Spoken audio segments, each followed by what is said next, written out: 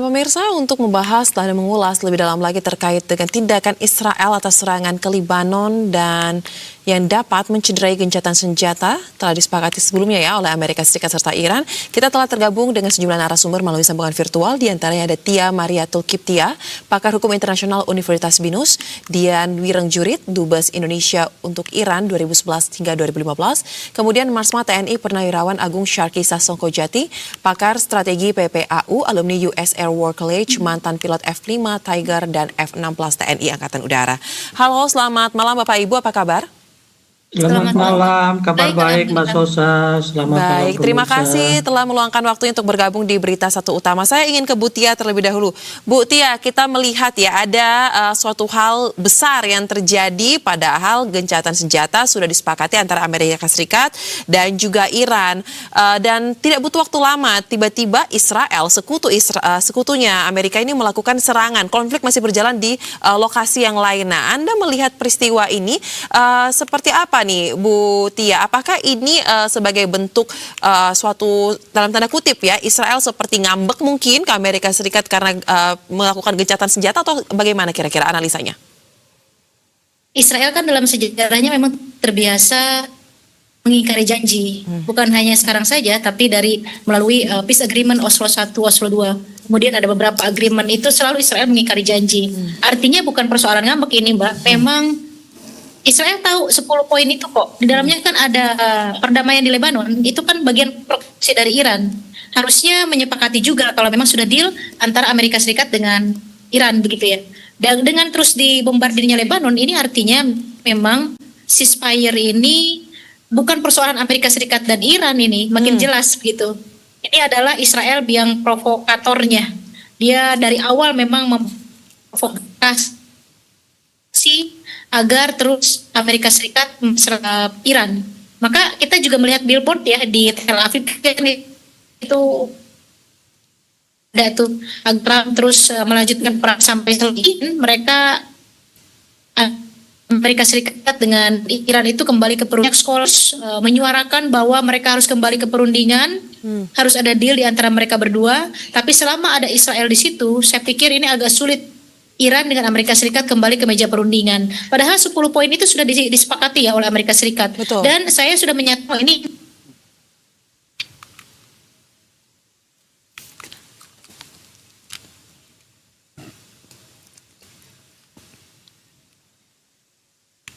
Baik, Bu Tia, apakah masih bersama kami?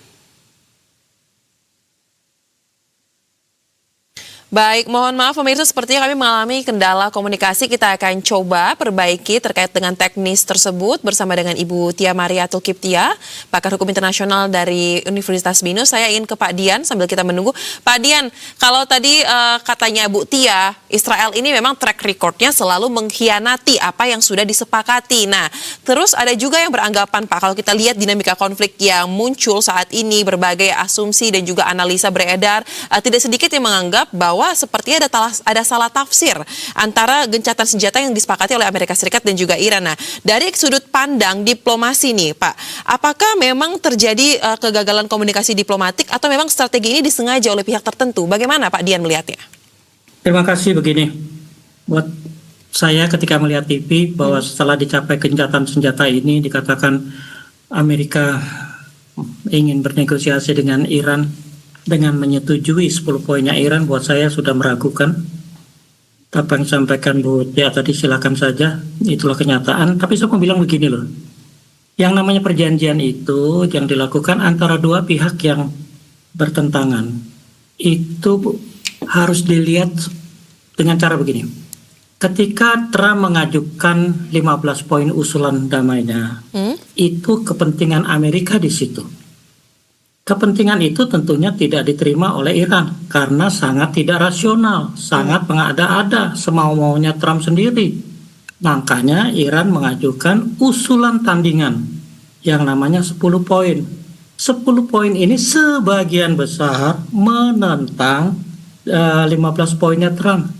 Artinya apa sih? Masa iya Trump mau menerima 10 poin itu begitu saja? Nah, salah kaprah dalam dunia internasional begini loh.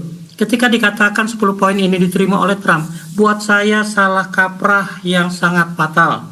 Karena dalam perjanjian internasional itu, apa yang dikatakan Trump bahwa itu akan menjadi dasar, itu baru pada tataran oral. Yang disampaikan kemudian dicatat seakan-akan menjadi kesepakatan. Tidak, itu hanya menjadi dasar. Nah, kalau dilihat, kita kan ingat dalam dunia internasional, diplomasi internasional itu dikenal yang namanya kalau sudah merundingkan sebuah perjanjian itu ada namanya the devils are in the details. 10 poin itu baru poin, namanya poin. Detailnya bagaimana? Nah, sekarang sudah ternyata kebebasan kita ambil dari yang 10 ya, antara lain kita mulai dari yang 10 yang paling gampang karena sekarang sedang terjadi. Penyelesaian konflik permanen menurut Iran di semua wilayah termasuk Lebanon. Nah, tadi disinggung tafsirannya Amerika dan Israel tidak sampai Lebanon, hanya di kawasan Teluk. Makanya dia tetap membombardir Lebanon. Lah, menyelesaikan tafsir seperti ini saja tidak akan mudah. Apalagi kalau kita ingat perjanjian yang 2015 itu dirundingkan ke 15 tahun hanya untuk mencapai kesepakatan bahwa Iran jangan membuat senjata nuklir. Nah, sekarang menghentikan perang. Menghentikan perang itu lebih lagi berbagai aspek, mulai dari politik sampai teknis sampai ekonomi pun akan terlibat di sana. Nah, kalau kita lihat lagi lebih detail sedikit lagi, kita lihat Amerika di dalam poinnya Iran, Amerika harus menarik tentaranya dari kawasan. Loh, berapa menit kemudian Trump langsung sudah menanggapi kok pasukan Amerika tidak akan ditarik sampai tercapai perjanjian yang disepakati bersama. Artinya apa? Kita selalu berpatokan pada Iran sudah menerima, Amerika sudah menerima. Tidak, semua detail itu baru mau dimulai negosiasinya pada tanggal 10 di Islamabad katanya. Nah, tanggal 10 itu juga bukan berarti langsung membahas butir-butir itu. Berbagai latar belakang harus disamakan persepsinya. Apa sih yang nomor 1 diinginkan? Yaitu nomor 1, penghentian tembak-menembak, ceasefire. Itulah yang pertama kali sekarang dilakukan. Tapi dari kenyataan yang ada, ceasefire saja juga ternyata kan dengan perbedaan penafsiran itu dampaknya sangat luar biasa, terutama di Lebanon. Ratusan sudah tewas itu. Belum lagi kalau kita lihat penarikan. Artinya apa sih? Amerika tidak menarik sampai tercapai perjanjian, artinya apa? Masa-masa ini akan menjadi masa konsolidasi buat militernya Iran ketika dalam perang yang beberapa hari yang lalu itu mereka menyaksikan militer yang ada di Timur Tengah di pangkalan-pangkalan itu tidak cukup menghadapi Iran. Makanya dibutuhkan waktu jeda. Buat saya orang seperti Trump mana bisa dipercaya, Netanyahu apalagi anteknya itu mana bisa dipercaya bahwa 12 hari jeda ini akan benar-benar difokuskan untuk perundingan. Tidak, mereka saling menyiapkan diri mendatangkan logistik baru dan persiapan berikutnya. Kalau ini gagal, saya cuma berharap gini, kalau saja masing-masing mulai menyadari hal ini, mudah-mudahan 12 hari nanti akan ada perpanjangan dari ceasefire ini. Itu aja dulu yang minimum kita harapkan. Baik. Jadi apa yang disepakati seperti pemberitaan atau narasi yang beredar seperti ini hanya omongan saja ya Pak, belum tentu karena detailnya baru akan kita lihat ketika pembahasan di Islamabad tersebut. Nah, saya ingin dari perspektif militer nih, Pak Syarki, dalam konteks operasi udara Israel baru-baru saja kan kita mendengar ya ini memang sangat membuat marah terkait dengan aksi yang dilakukan di tengah ceasefire yang tengah berlangsung. Ini menyerang lebih dari 100 target Lebanon dalam kurun waktu kurang dari 10 menit dan disebut sebagai serangan terbesar sejak perang dimulai. Nah, dari kacamata militer Pak, khususnya dari udara ya, apa sebenarnya yang bisa Anda lihat terkait dengan dominasi serangan yang dilakukan oleh Israel ke Lebanon ini? Apakah ini memang bersifat sebagai tekanan militer atau ada pesan geopolitik sebenarnya ingin disampaikan melalui serangan tersebut? Terima kasih. Saya tidak akan membahas apa yang seharusnya dilakukan Iran, apa yang seharusnya dilakukan Israel, apa yang seharusnya dilakukan Amerika. Saya akan melihat dari sudut pandang Israel ya. Jadi serangan 100 target dalam waktu 10 menit itu adalah serangan yang satu Russian attack. Jadi persis seperti serangan dilakukan oleh Iran kepada pangkalan udara dan Israel. Jadi satu Russian attack dengan serangan menggunakan banyak senjata pada banyak sasaran. Ini memerlukan force package yang luar biasa. Artinya perlu pesawat banyak. Itu pesawat banyak yang terbang. Untuk 100 target itu kira-kira ya mungkin minimal 50 pesawat. Dengan asumsi satu pesawat membawa 2 rudal atau 2 bom pintar ya. Kemudian ini betul-betul membutuhkan integrasi data intelijen yang real time dan penguasaan ruang udara di atas planet. Jadi apa yang diinginkan Israel? Israel ingin menghancurkan kemampuan musuh sebelum musuh sempat melakukan scramble atau meluncurkan serangan balasan. Ini adalah fungsinya untuk restoring deterrence atau memulihkan daya penggentar yang sempat luntur selama 5 minggu ini. Di mana karena tidak dimasukkan dalam berita, itu sebetulnya Hezbollah itu menghajar Israel habis-habisan juga dari utara, bahkan sampai pasukan komando Hezbollah masuk ke wilayah utara Israel dan melakukan serangan yang biasanya dilakukan oleh Israel ke dalam Lebanon. Dan sebenarnya hampir 100 tank Merkava hancur, kemudian banyak fasilitas militer Israel yang hancur juga.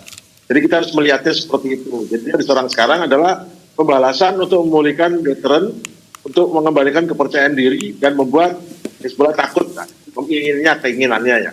Nah, jadi ini adalah mempraktekkan memaksimalkan power atau kekuatan untuk kelangsungan hidupnya Israel ya, karena betul-betul dia terancam di utara Israel sampai Kepala Staf Angkatan Darat Israel mengatakan harus drafting. Drafting itu meminta para warga negara untuk direkrut secara wajib untuk ikut militer.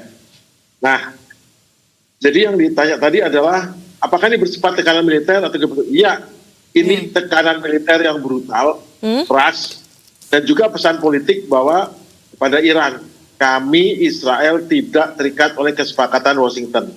Itu yang sering disebutkan pesannya ya. Jadi, namun ada risiko juga, eskalasinya sangat tinggi karena banyak nyawa sipil yang jadi korban collateral damage. Namun mereka sih menggunakan AI ya untuk menghajar sasaran ini, dan juga parameternya dikurangi sehingga yang harusnya sasaran itu menghancurkan atau membunuh 1-2 orang dalam satu rumah gitu, itu ditambah ekstra sehingga sasaran itu bisa menjadi 2-3 rumah, sehingga ada kemungkinan dia mungkin lagi main ke sebelah tetangga dia juga kena. Jadi membuat korban banyak sekali. Jadi intinya adalah pesan geopolitik bahwa tangan Israel tidak terikat oleh kesepakatan Washington, yang jelas.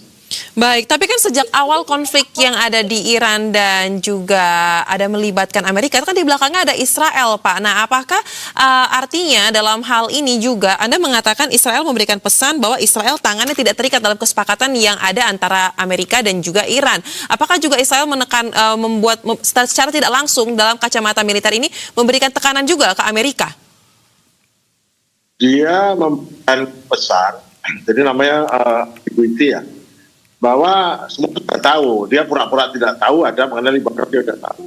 Namun kan ada 15 poin dari Amerika, ada 10 poin dari Iran. Namun kan itu bukan poin yang disepakati. Itu dikatakan oleh Presiden Trump bahwa 10 poin ini itu dijadikan sebagai referensi untuk perundingan titik. Nah, untuk kesepakatan gencatan senjata itu ada 4 poin utama. Satu adalah penghentian kinetik dengan tambahan orang pakai serang termasuk Lebanon gitu. Penghentian kinetik maksudnya serangan dengan senjata dihentikan. Tambah catatan dari Pakistan bilang bahwa ini termasuk Lebanon. Cuma itu aja. Kemudian yang kedua adalah pemberian kesempatan bagi personil yang berada di dalam wilayah Iran atau sebaliknya bisa keluar. Ini kira-kira terkait dengan kemarin kegagalan operasi itu mungkin masih tercecer terhadap prajurit Amerika di dalam tanah Iran, dan itu keluar. Udah nggak masalah ya. Ketiga adalah Selat Hormuz dibuka dengan catatan koordinasi dengan Iran. Ini bagus nih, udah kemenangan. Dan terakhir adalah pembukaan logistik lewat udara, sehingga memungkinkan khususnya untuk Israel bisa mendapatkan penggantian suku cadang, penggantian peluru kendali, apapun yang dibutuhkan untuk, dia udah depleted sudah habis dia. Tapi di sisi lain Iran bisa mendatangkan apa saja yang dibutuhkan dari Rusia, China, dari negara lain, langsung dimasukkan dalam waktu 2 minggu ini untuk dia memulihkan apa yang dibutuhkan untuk memang persiapan untuk tempur. Jadi dan dia kan sudah punya duit banyak sekali tuh, selama 2 minggu itu dia bisa mengekspor semua yang nggak bisa diekspor bisa keluar, ya bebas kan. Jadi ya itu, jadi intinya adalah memang Israel ini dia punya security tema. Kenapa? Karena memang kondisinya dengan Hezbollah dia yang agak kalah. Hezbollah kecil, memukul, menghancurkan banyak hal di Israel yang memang tidak diberitakan media. Ini memang ada take out. Selain serangan dari Iran, serangan Hezbollah ini juga tidak tersosialisasikan atau tidak jadi berita. Nah itu juga mungkin kesalahan Israel, akan saling blackout supaya jangan kelihatan berhasil. Akan masyarakat itu juga tidak tahu ada masalah di utara itu sampai ke selatan, sehingga tahu bahwa babak belur ini Israel di utara ya ada ruginya juga. Sekarang seolah-olah dia tanpa sebab dia menyerang Lebanon, dan sesungguhnya dia juga babak belur juga oleh serangan oleh Iran, di utara serangan oleh Hezbollah. Itu yang terjadi. Baik, analisa yang sangat tajam ya Pak dari sudut pandang militer. Nah, saya ingin ke Butia. Butia, kalau tadi dari analisa militernya, Pak Syarki mengatakan bahwa 100 target dalam 10 menit ini merupakan tekanan militer yang sangat brutal dan Israel ingin menekankan bahwa tangannya tidak terikat dalam kesepakatan yang terjadi antara Amerika Serikat dan juga Iran.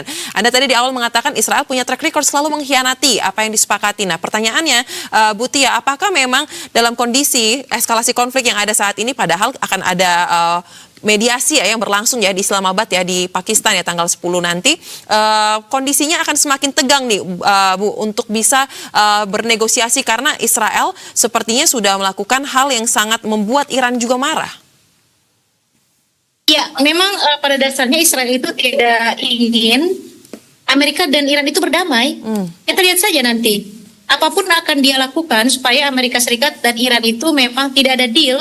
Karena dari awal kan memang adanya war ini terjadi karena Amerika Serikat dan Iran sedang melakukan perundingan di Swiss. Kalau tidak salah itu perundingan kedua ya setelah sebelumnya di Oman. Tapi ternyata kan diganggu. Tiba-tiba ada serangan secara sepihak dari Israel ke Iran. Ini kan bentuk provokasi. Maka saya sudah memprediksi bahwa ceasefire ini tidak akan permanen, itu satu. Kedua, akan terus diganggu Israel supaya Iran dan Amerika Serikat tidak terjadi deal. Apalagi sampai sanksi dicabut. Coba bayangkan Mbak, kalau seandainya sanksi ekonomi Iran dicabut, baik sebagai sanksi primer ataupun sekunder, apa yang terjadi? Economic development Iran akan bagus. Di bawah sanksi Amerika Serikat dalam puluhan tahun saja, Iran cukup mandiri, cukup bisa melakukan retaliation, apalagi kalau sanksi ekonomi Amerika Serikat dicabut begitu ya, dalam bentuk masa yang panjang begitu. Seperti pada masa Obama misalnya kembali ke JCPOA, itu perekonomian Iran langsung baik. Artinya kalau Iran memang tumbuh ekonominya secara baik, itu jelas sangat ancaman di kawasan. Dan Israel tidak ingin ini terjadi. Iran itu satu-satunya, betul-betul satu-satunya musuh dan menjadi penghalang Israel melakukan ekspansi di Timur Tengah dan mengganggu sovereignty Israel. Maka apapun caranya, Israel akan menyingkirkan Iran di kawasan.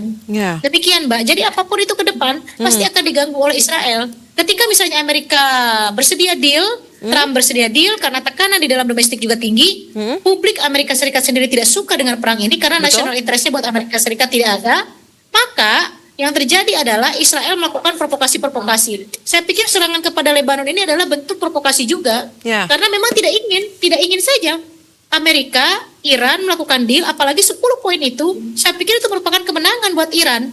Tidak boleh melakukan agresi, diganti semua kerusakan Iran. Kemudian yang ketiga adalah primer sekunder dari sanksi dicabut.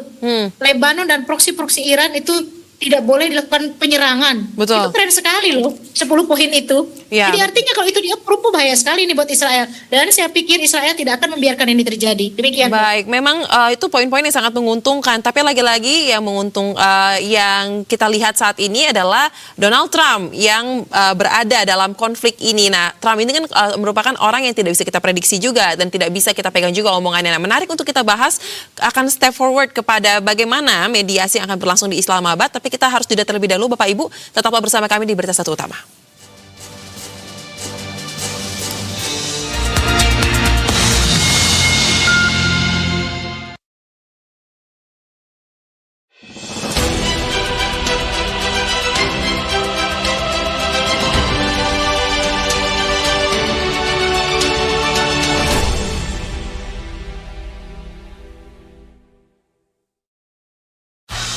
Hayo ambil Cleo. Rasain nih, air murni dari Cleo. Botol ringan, ramah lingkungan. Wah, orang rumah jadi makin tenang. Galon Cleo, BP Afri, jadi aman untuk keluarga. Cleo pakai teknologi nanofilter, bikin makin segar. Cleo Mini enak buat dibagi-bagi. Air murninya ada untuk semua. Cleo, murni airnya, segar rasanya.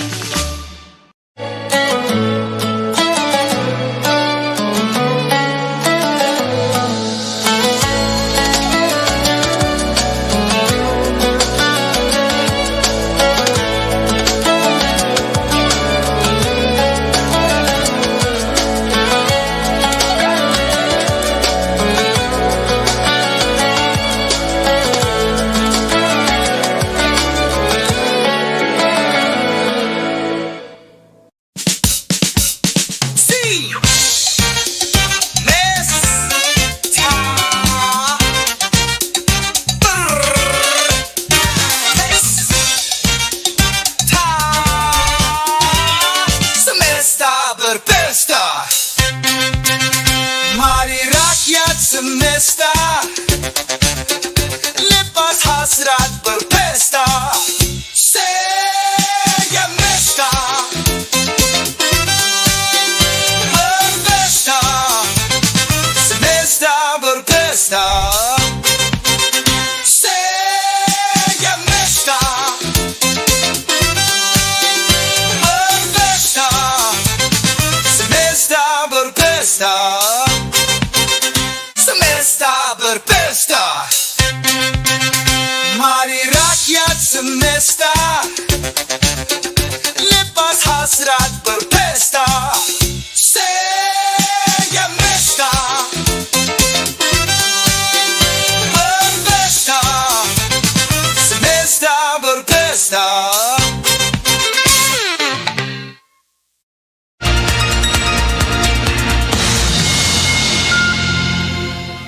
Terima kasih pemirsa, Anda kembali bersama kami di Berita Satu Utama. Saya akan lanjutkan dialog kembali. Nah, sekarang saya ingin membahas terkait dengan tanggal 10 April. Kalau tidak berubah ya Bapak Ibu, ya kita harapkan ya negosiasi akan berlangsung di Islamabad, Pakistan. Nah, di sini ada yang menarik. Pakistan dipilih menjadi mediator ya dalam mediasi yang terjadi antara Iran dan juga Amerika Serikat. Nah, memang kalau kita lihat ya secara track recordnya, Pakistan ini memiliki hubungan geografis dan juga historis yang kuat.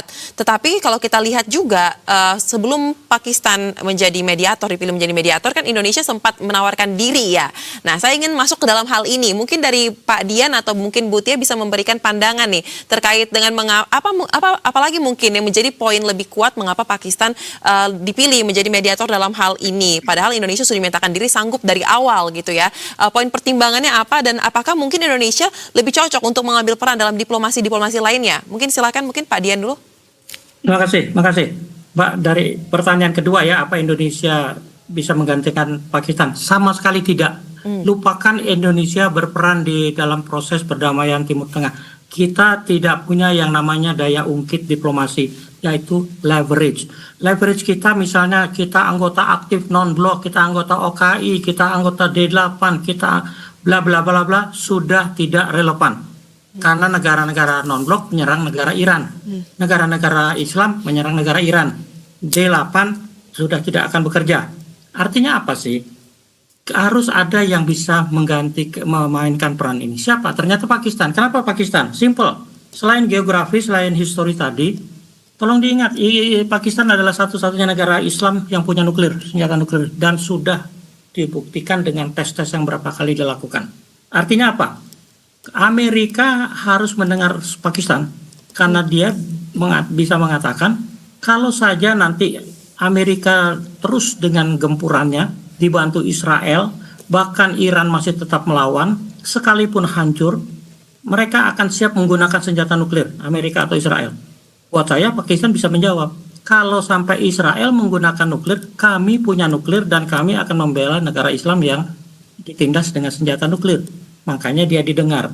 Tapi kalau mau lebih jauh lagi, Iran, Pakistan, Korea Utara, itu program nuklirnya itu dibantu oleh tenaga ahli nuklir Pakistan, yang namanya Abdul Qadir Khan. Dia itu di negaranya mengembangkan program nuklir Iran, tapi kemudian karena perbedaan paham politiknya, dia semacam di embargo di negaranya. Dia langsung membantu Korea Utara berhasil membuat senjata nuklir dan kemudian membantu pada awalnya pengayaan uranium di Iran dan juga diduga akan mengarah senjata nuklir. Makanya ikatan semacam ini terdapat di negara-negara yang menghadapi ancaman-ancaman yang memang bisa datang setiap saat dan sifatnya sangat masif seperti yang dihadapi Iran sekarang. Korea Utara di Asia Timur sana menghadapi ancaman yang namanya Jepang, Korea, dan Amerika juga ujung-ujungnya. Makanya Pakistan bisa berperan karena faktor-faktor itu tadi. Nah sekarang kalau ditanyakan apa yang akan terjadi pada tanggal 10, buat saya begini, sorry kalau berbeda.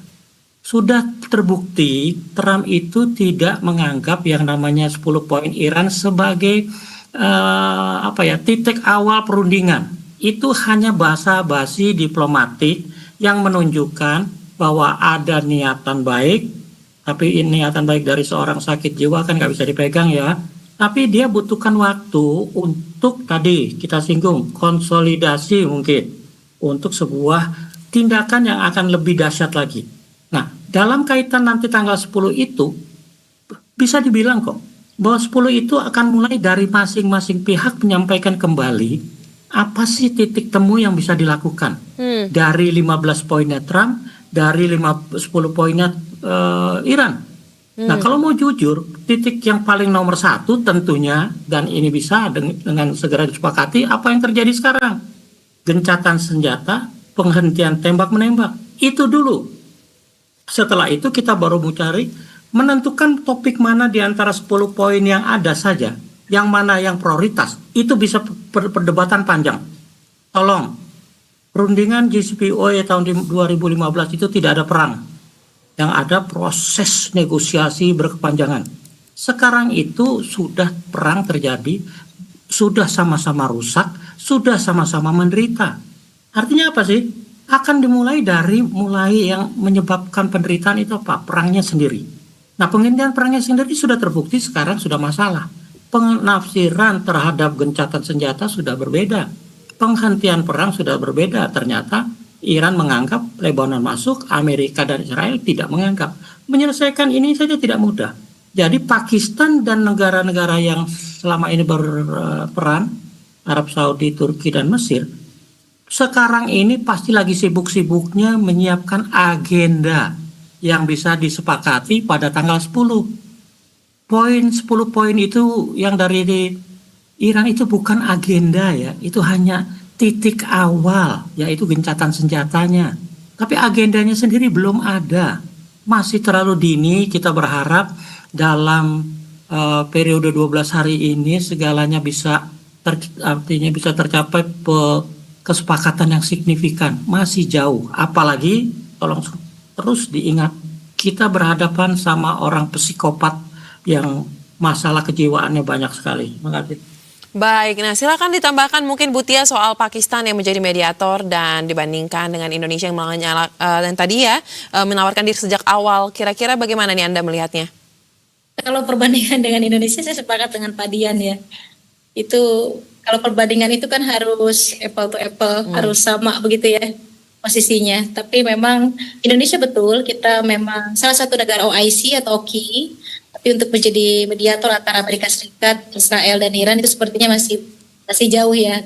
Saya tanpa mendiskreditkan atau mengecilkan negara saya sendiri begitu. Tapi memang proses menjadi mediator dalam perang negara besar seperti Amerika Serikat yang memang kebetulan pimpinannya adalah Trump itu sangat sulit. Ditambah pula kita secara bilateral dengan Iran hanya memiliki similarity dalam culture dan ideologi.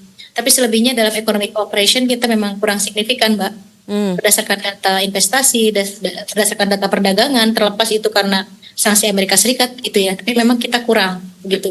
Jadi memang kita tidak bisa disebutkan sebagai negara yang patut untuk menjadi mediator. Bahkan Pakistan pun saya tadinya kurang sepakat, bukan tidak sepakat ya, tapi kurang sepakat. Saya malah berpikir bahwa tadinya adalah Cina gitu ya, karena Iran cukup dekat dengan Cina, walaupun Cina tidak dekat dengan Amerika Serikat, tapi kan memang tidak ada respon sama sekali dari Xi gitu ya.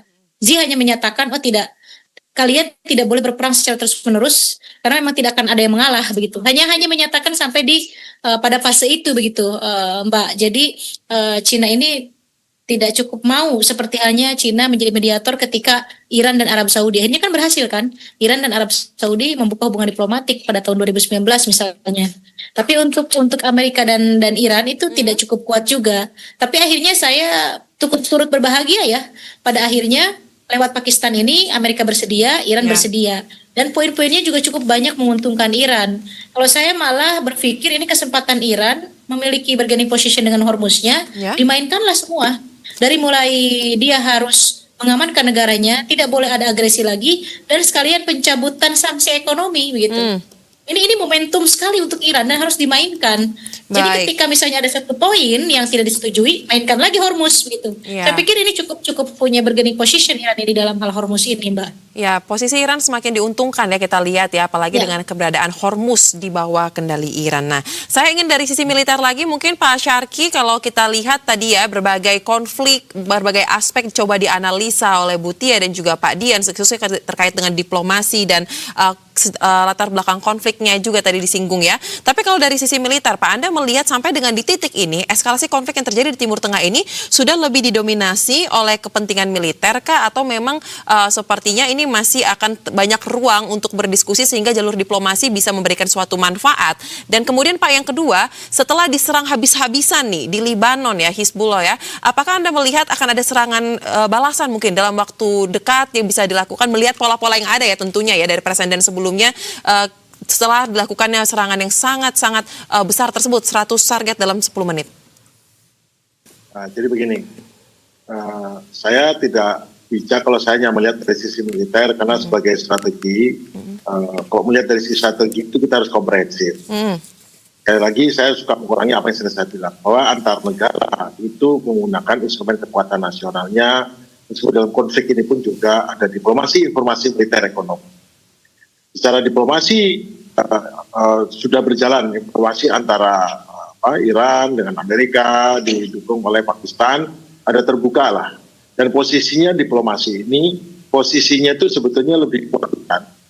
Karena apapun yang dikatakan oleh Donald Trump, yang menginginkan ini dibuka Hormuz, yang menginginkan ini gencatan senjata sebetulnya adalah Donald Trump. Kenapa? Karena masalahnya dikejar-kejar ekonomi. Secara informasional adalah memang pihak Trump dan Barat memelintir, bukan melintir ya, fakta dibuat tapi dengan framing dia. Sementara di sisi lain fakta juga dibuat framing sendiri. Tapi kita lihat sesungguhnya terjadi adalah yang ingin gencatan senjata itu adalah Donald Trump. Yang masa-masa itu kan dia ngancam-ngancam tuh bukannya ngancam kamu nyerah ya, dia bukan ayo gencatan senjata seperti itu.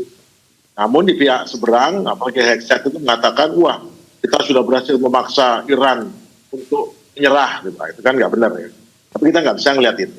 Secara militer, ya Iran ternyata masih eksis tuh. Ternyata untuk beberapa hal dia bisa menjatuhkan pesawat lawan. Ternyata hanutnya masih ada.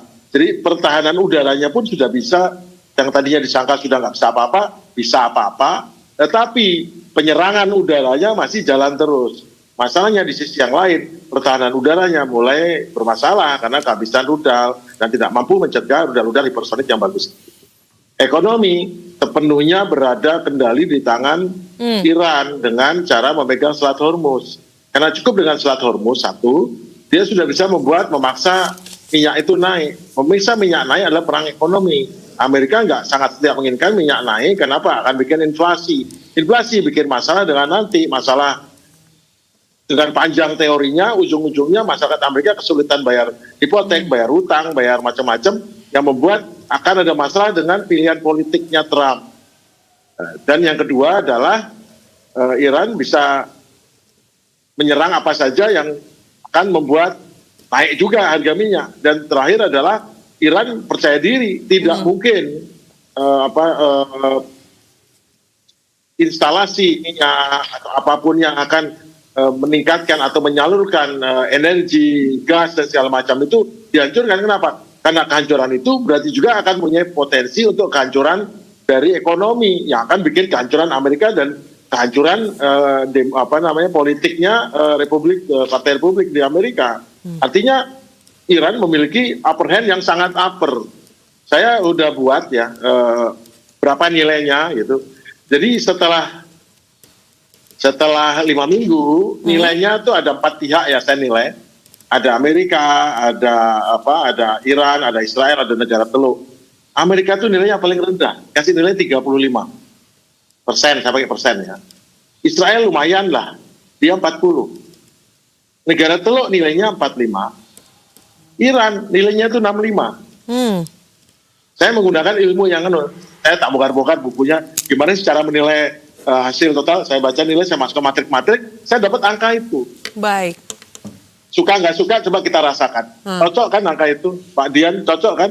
65, 40, 35, sama 45. Betul. Itu angkanya yang saya dapatkan. Itu dengan ilmu Amerika itu saya pakai. Saya bisa tunjukkan gimana caranya. Dan sekarang ke depan, bagaimana balasnya? Iran kan bukan orang bodoh.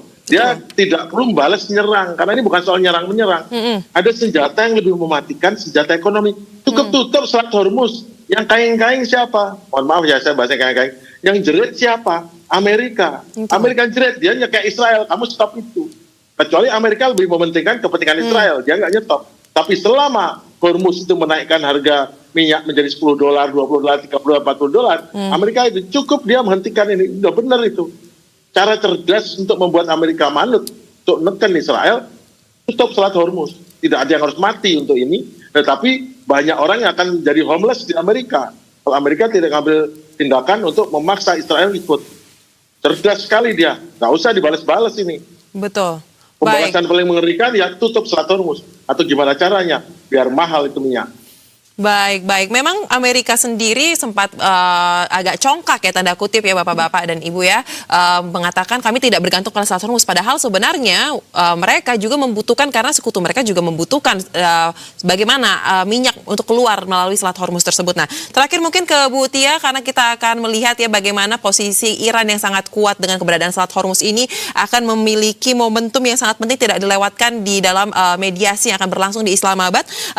Bagaimana Ibu kira-kira Anda melihat prediksi terkait dengan penutupan Selat Hormuz ini, khususnya memberikan tekanan yang lebih signifikan dalam perundingan nanti, Bu? Bahkan kan kita lihat kan meskipun saat ini perundingan baru tanggal 10, tapi kan masih ditutup nih Selat Hormuznya sampai batas waktu yang tidak ditentukan. Nah, bagaimana kira-kira dampaknya spesifik mungkin hingga ke kawasan di Asia Tenggara, Bu, di Indonesia juga?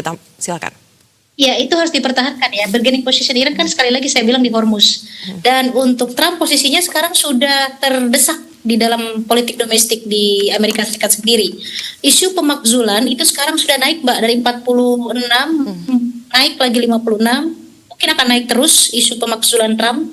Dan ini adalah, saya kenapa bilang tadi momentum, ini adalah momentumnya untuk Iran. Artinya memang posisi Iran saat ini harus betul-betul strong, harus kuat, harus konsisten mempertahankan fokusnya, karena memang kondisi di domestik Amerika Serikat sendiri sedang tidak baik-baik saja. Karena apa? Itu isu pemakzulan itu naik terus berdasarkan polling ya, berdasarkan survei itu naik terus. Artinya memang ini harus dimainkan secara strategi Iran, bagaimana Trump mengapprove poin-poin dari Iran, kemudian bisa menekan Israel untuk tidak memprovokasi lagi dan menahan untuk tidak menyerang Lebanon. Karena Lebanon dan Yaman dan Irak itu adalah bagian proksi dari Iran. Jadi Iran tidak mungkin akan setengah-setengah begitu ya. Kalau kita akan checklist 1, 2, 3 doang atau 3, 4, 5 doang, tak mungkin. Jadi itu satu kesatuan tuh 10 poin itu. Dan artinya saya melihat Amerika easy, sangat mudah untuk mengapprove 10 poin itu. Kalau tidak ada provokasi dari Israel. Karena kan Israel ingin menguasai Lebanon juga. Gitu. Itu problemnya. Nah, bagaimana Amerika Serikat bisa memikirkan sandungan dari Israel ini? Karena itu tadi, Iran harus konsisten. Kecuali kalau tiba-tiba ada perpecahan di Iran, nggak tahu nih saya ya. Kalau ada perpecahan di Iran tiba-tiba harus mendahulukan dulu ceasefire demi ekonomi mereka, bisa jadi hanya sebagian saja yang di-approve. Tapi harusnya Iran bertahan, kemudian Hormuz tetap ditutup untuk Amerika dan Israel, dan tetap memainkan Hormuz ini pada sekutu Amerika Serikat biar tetap ada di mereka di Iran begitu ya, dan tidak join terhadap perang ini begitu. Itu harus tetap dimainkan, dan saya pikir semoga Iran betul-betul tidak ada perpecahan di dalamnya ya, di internal Iran sendiri, sehingga Hormuz ini tetap berperan baik, ditambah dengan publik Amerika Serikat sekarang sedang mempressure Trump untuk menghentikan perang ini. Demikian, Pak. Baik, kita akan nantikan ya bagaimana nanti mediasi berjalan dan tentunya kita berharap jangan ada lagi penyerangan apalagi yang mengenai kepada masyarakat sipil karena korbannya sangat banyak yang berjatuhan. Terima kasih untuk analisa yang sangat tajam Bapak Ibu, salam sehat, selamat kembali beraktivitas. Terima kasih, selamat malam Pak Marseka, Pak Ya, Sarjit. selamat malam, Ya, Pak Dubes selamat malam. semuanya. Ya, mari.